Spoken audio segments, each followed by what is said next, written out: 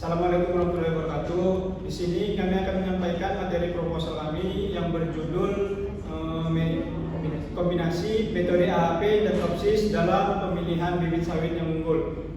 Kelompok kami berjumlah 3 orang, yaitu pemateri pertama saya sendiri Muhammad Syedudin Sumurus, dan pemateri kedua yaitu Farijina John Aulia, dan pemateri ketiga yaitu Mirza Hanan Asnawi. Nah, saya rasa langsung saja ke materi yang pertama yang akan disampaikan oleh saya sendiri. Untuk materi yang pertama yaitu akan kita bahas tentang latar belakang. Untuk latar belakang proposal kali ini yaitu Indonesia memiliki lahan kelapa sawit terluas di dunia. CPO menjadi komoditas ekspor utama yang berkontribusi besar sebagai perekonomian nasional. Nah, di sini dalam era digital yang semakin berkembang saat ini, perkembangan teknologi informasi telah membawa perubahan besar dalam berbagai aspek kehidupan, termasuk dalam sektor pertanian dan industri pengolahan. Teknologi ini bukan hanya sekedar alat bantu, tetapi telah menjadi bagian yang telah terpisahkan. Nah, untuk pendekatan MCDM menggunakan AHP, yaitu dengan pembobotan kriteria, dan TOPSIS-nya dengan perankingan alternatif yang menghasilkan keputusan yang objektif dan terukur. Nah, untuk yang kedua itu ada perumusan masalah dan tujuan penelitian ini. Untuk identifikasi masalah yang pertama, seleksi bibit di PT Nyawit masih konvensional dan tidak terstandar. Untuk masalah yang kedua itu yaitu pembobotan kriteria bersifat subjektif, keputusan kurang tepat. Untuk yang ketiga itu belum banyak penelitian AHP dan TOPSIS pada pemilihan bibit sawit di tingkat perusahaan. Untuk rumusan masalahnya ada 3 juga. Yang pertama itu bagaimana penerapan AHP dan TOPSIS dalam pemilihan bibit sawit unggul di PT Nyawit. Bagaimana menentukan bobot kriteria dan peringkat bibit menggunakan kombinasi AHP dan TOPSIS. Apakah AHP dan TOPSIS menghasilkan kombinasi bibit yang lebih objektif dan terukur? Nah, untuk batasan masalah pada kasus ini yaitu lokasi PT Nyawit ini berada pada Kecamatan Teluk Dalam, Kabupaten Asahan.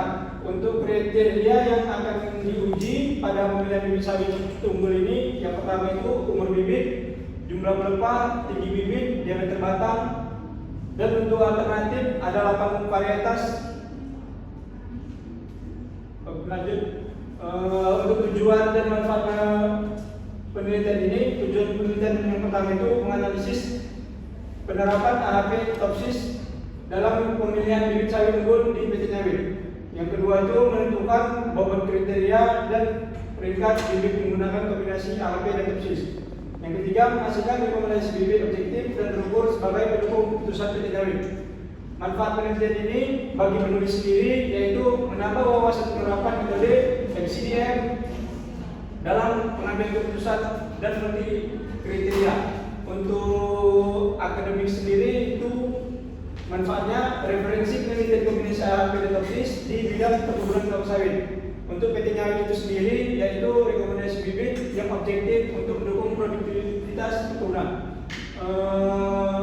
Manfaat yang terakhir untuk bagi ilmu pengetahuan yaitu memperkaya penelitian SPK yang dapat diadaptasi untuk komoditas pertanian lain. Nah, mungkin itu saja untuk materi yang pertama. Materi yang selanjutnya akan disampaikan oleh teman saya, Farijina John Aulia.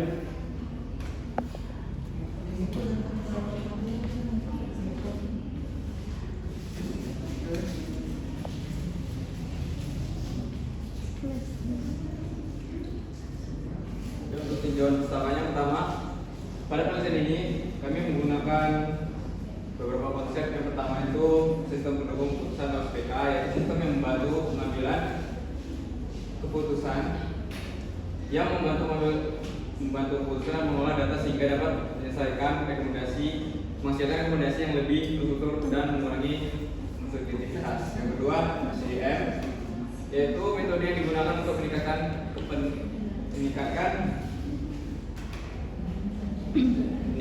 pengambilan keputusan yang mempertimbangkan lebih dari satu kriteria. Lalu ada metode AHP. Metode ini digunakan untuk meningkatkan kepentingan atau bobot setiap kriteria. Lalu ada metode toksis yang digunakan untuk menentukan alternatif terbaik berdasarkan kedekatannya.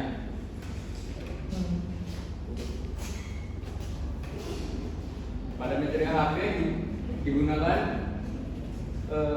ada 9 nilai untuk kriterianya. Ada umur bibit, jumlah pelepah, tinggi bibit, dan diameter batang.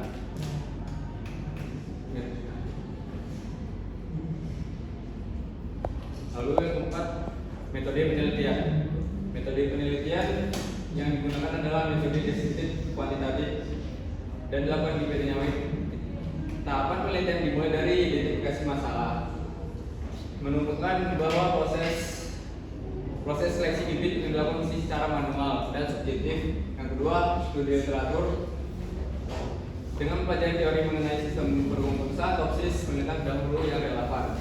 Yang ketiga, pengumpulan data yang dilakukan melalui observasi lapangan dan studi pustaka. Keempat, perhitungan AP menentukan bobot masing-masing kriteria untuk menguji konsistensinya. Yang kelima, perhitungan toksis digunakan untuk melakukan proses perankingan alternatif bibit yang berdasarkan bobot dari perhitungan HP. Yang keenam, hasil dan kesimpulan. Jadi hasilnya menghasilkan rekomendasi varietas bibit terbaik bagi PT Nyawai. Selanjutnya akan dijelaskan oleh Muhammad Dirjan Asrawi. Terakhir itu adalah penjelasan. Jadi ini tadi data kami olah itu yang pertama itu ada alternatifnya yang merupakan alternatif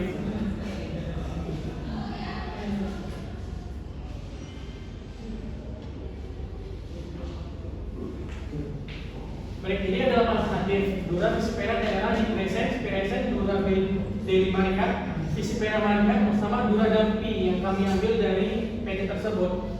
Nah, jadi dari 8 alternatif tersebut ada 4 penilaian. Yang pertama bobotnya itu umur bibit sebagai yang paling sebagai K1, anggap aja sebutannya K2-nya jumlah pelepah, tinggi bibit, dan diameter batang. Nah, jadi inilah nilai-nilai yang kami dapatkan dari PT tersebut. Selanjutnya, nah jadi ini yang kami lakukan pertama pada di metode AHP kami melakukan mencari nilai bobot. Jadi mencari yang paling tinggi di antara 4 bobot tersebut. Jadi dari tabel itu nampak bahwa diameter batang itu merupakan bobot paling tinggi dengan 0,48 dari 1, yang bobot paling tinggi kedua tinggi bibit dan jumlah pelepah.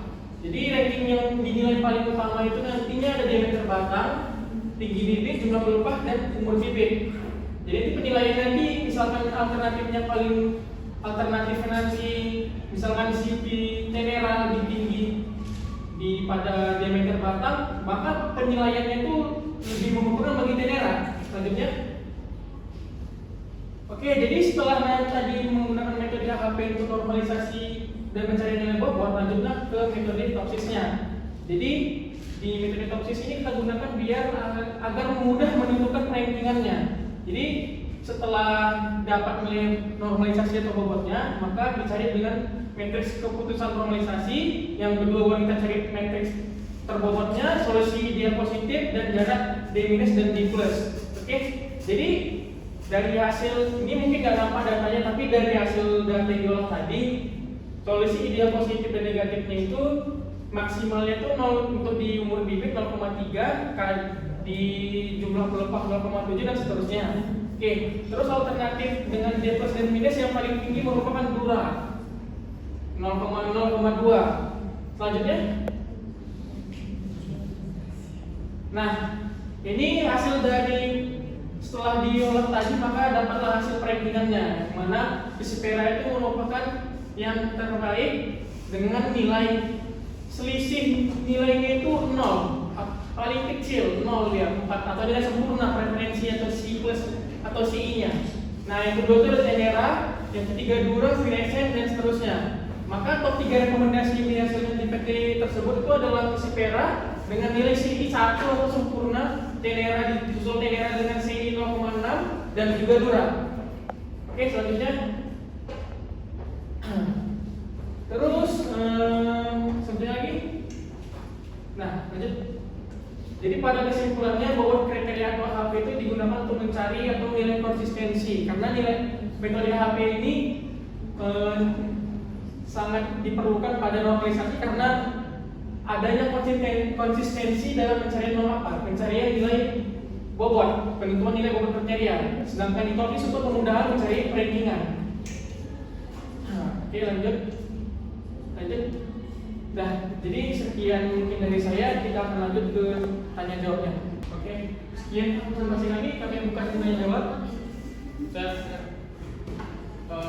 Saya mau nanya, untuk di perantingan abang, itu perantingannya apakah menjadi patokan? Tidak ya? Sebenarnya kalau ranking kan sistem pendukung keputusan, jadi pendukung. Jadi kalau memang tadi pertanyaannya tadi, Perantingannya apakah menjadi patokan? iya menjadi patokan. Tapi nggak selalu sistem yang kami buat ini benar, karena kan penilaiannya itu kan bisa jadi tidak penilaian baru nih. Misalkan ada kriteria baru yang ditambahkan, misalnya, ini kan dari 4 kriteria saja yang menilai. Karena nanti harus menentukan lagi, setelah ada kriteria baru tambahkan kan beda lagi yang hasilnya. Itu saja. Baik. Baik, saya mau mengajari, saya ingin bertanya, kenapa metode yang digunakan itu metode gabungan metode AHP dan TOPIS? Baik, terima kasih. Jadi kenapa kami menggunakan metode AHP dan TOPSIS? Yang pertama karena AHP itu untuk menentukan nilai bobotnya itu sangat konsisten. Jadi kami menggunakan itu. Dan kenapa menggunakan TOPSIS? Karena TOPSIS itu memudahkan dalam hasil pencarian nilai ideal positif, alternatif, dan juga nilai D plus dan D minusnya. Jadi itu memudahkan rankingnya nantinya. Mungkin itu saja jawaban dari kami. Ya, cukup sekian presentasi dari kami. Terima kasih kepada teman-teman yang telah mendengarkan